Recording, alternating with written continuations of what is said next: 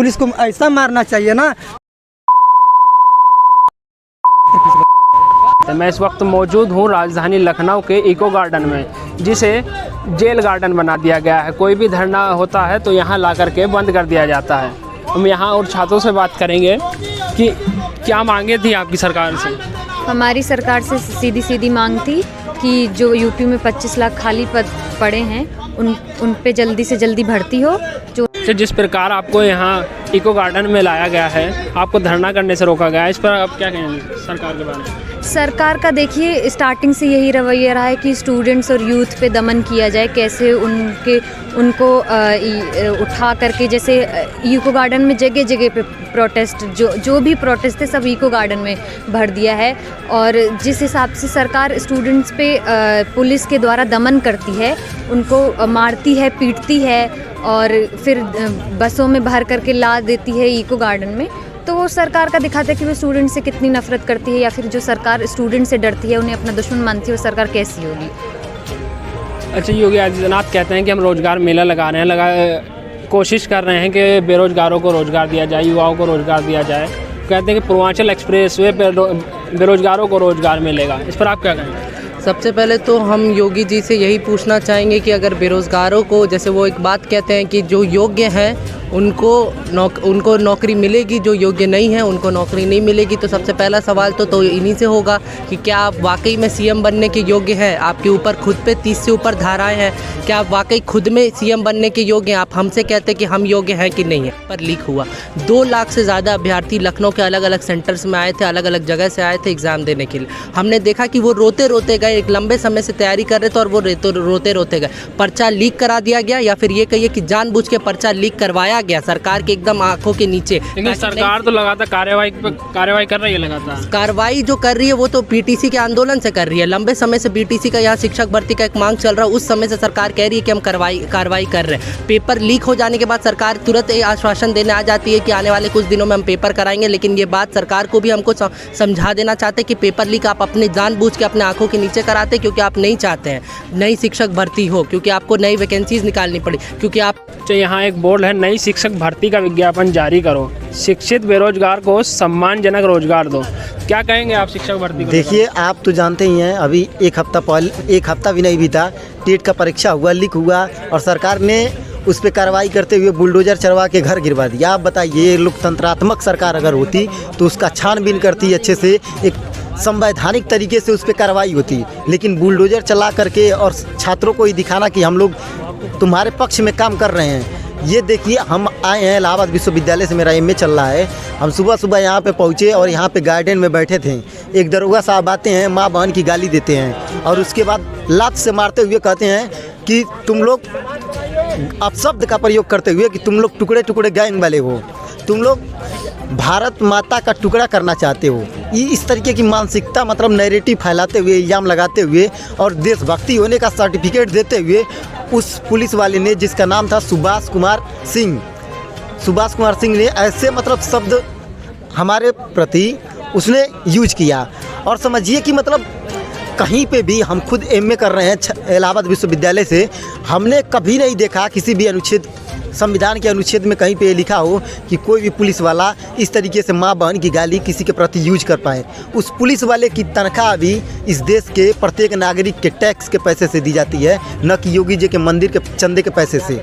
आज निसंदेह गांधी जी भी होते तो उन्हें भी लात से मारते हुए, गालियाँ देते हुए, ये सरकारी जो गुंडे हैं वर्दी पहने हुए, उन्हें भी गालियाँ देते, उन्हें भी मारते हैं। तो ये लोकतंत्र की हत्या है एक तरीके से। जी, आप क्या कहेंगे? जिस प्रकार ये बेरोजगारों को कहा, भैया ने कहा कि डंडे चलाए गए, गालियाँ दी गई, आप क्या कहेंगे? यही है कि अभी जो सरकार है हमारी, छात्रों से डरती है, छात्रों के सवाल उठाने से डरती है। हमारे साथी जब सुबह आए यहाँ चारबाग, तो उन्हें वहीं से उठा लिया गया। कह रहे कहाँ जा रहे हो, क्या करने आ रहे हो, किस लिए आ रहे हो। सुबह से हमारे करीब 100 के साथियों को उठा लिया गया। तो यही है कि ये सरकार, ये हम लोग के सवाल करने से डरती है, हम लोग के अधिकार मांगने से डरती है। अच्छा भैया, 25 लाख रिक्त पदों को तुरंत भरें, आप क्या कहेंगे? जिस प्रकार सरकार बेरोजगारों पर ध्यान नहीं दे रही है। सबसे पहले तो मैं अपना परिचय दे दूं। मेरा नाम मनीष कुमार है। मैं इलाहाबाद विश्वविद्यालय से मेरी पीएचडी चल रही है और मैं इलाहाबाद आइसा यूनिट का सेक्रेटरी हूं, जो यहां पे आया हूं। हम लोगों की बेसिक सी मांग थी कि रोज़गार का एक सवाल है। अभी आए दिन परीक्षाओं में धांधली हो रही है। यूपी टेट की परीक्षा इसका बहुत ताज़ा एग्जाम्पल है। 22 लाख परीक्षार्थियों को इधर से उधर ये घुमाए, पेपर लीक करवा करके पेपर को कैंसिल करा दिया। अभी तक उसकी कोई डेट नहीं दी। रेलवे स्टेशन से ही लोगों को गिरफ्तार करना शुरू किया। इनकी पुलिस इतनी बेशर्म हो चुकी है कि वो स्टूडेंट्स की मोबाइल छीन रही थी, पर्स छीन रही थी। हमने इस तरह की क्रिएटिव पेंटिंग आर्ट्स बना रखी थी, अपने प्रोटेस्ट के लिए कुछ आर्ट्स बना रखी थी। उस पोस्टर तक को इन्होंने छीन लिया। इतना ही नहीं, हमारी ढपली छीन ली है ये लोग। यहाँ पर और भी आप देख सकते हैं, भैया बहुत देर से परेशान हैं। इनसे बात करेंगे हम कि ये इको गार्डन में है। क्या नाम भैया आपका? कामेठरी बाबू। कहाँ से आए आप? जालौन से, बुंदेलखंड से। अच्छा, तो क्या मांग है आपकी सरकार? हमारी ये है कि जो रोज़गार को लेकर सवाल है, मोदी योगी सरकार अच्छे दिन का वादा करके इस उत्तर प्रदेश में आई थी। हम लोगों को भरोसा था कि हम लोगों को रोज़गार मिलेगा, गुजरात महाराष्ट्र नहीं जाना पड़ेगा, और हमको गाली नहीं खाना पड़ेगा वहाँ की, कि वहाँ के उत्तर प्रदेश के भिखमंगा आ गए हैं। हम लोग मान सम्मान के साथ अपने उत्तर प्रदेश में ही रोज़गार लेंगे। इसके लिए कोई ठोस कदम योगी मोदी सरकार ने नहीं बनाई है। हमारे लिए 12-12 घंटा, 18-18 घंटा ड्यूटी उतने ही समय में, उतने वेतन के समय में हमको करने पड़ रही है। यार कह रही है कि हम रोजगार दे रहे हैं, पूर्वांचल एक्सप्रेस वे बनाया है, राम मंदिर बनाया है, इसके बाद आप क्या कहेंगे? तो सर ये बताइए, राम मंदिर बनाए हैं तो उनको जाकर आरती उतारेंगे। हम लोग का 4 महीने का बोलेंगे, हम लोग को खाना नहीं खाना, 4 महीने का पेट भर जाएगा उनका दर्शन करने से। 2 दिन दर्शन करने को हम लोग को रोजगार मिल जाएगा, उनका दर्शन करने से रोजगार मिलेगा। उनसे कहना है कि बेटी पढ़ाओ बेटी बचाओ, यही ना। लेकिन लगातार रेप की घटनाएं तो बढ़ती है। हाँ तो वही बोल रहा हूँ ना। तो हम लोग के गांव में एक भी रोजगार नहीं। हम लोग आदिवासी परिवार से बिलोंग करते हैं। कहाँ से हैं आप? हम लोग सोनभद्र जिला से, ग्राम सभा तकिया से हैं।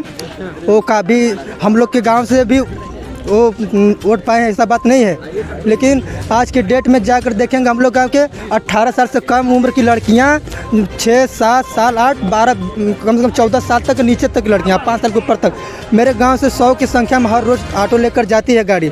माफियाओं डाउन का काम करती है, जाकर खेत में मर्चे के, टमाटर के खेत में ज़बरदस्ती, छेड़खानी, बदतमीजी कुछ भी कर देंगी और उसका केस दबा दिया जा रहा है और कोई सुनवाई नहीं। थाने में चले जाओ, पुलिस बोले यहाँ ज़्यादा बोलोगे तो लाठी बजेगी, अंदर मार के साले तुम लोग की सुनवाई नहीं होगा। और यहाँ पे भी इसको ऐसा मारना चाहिए ना,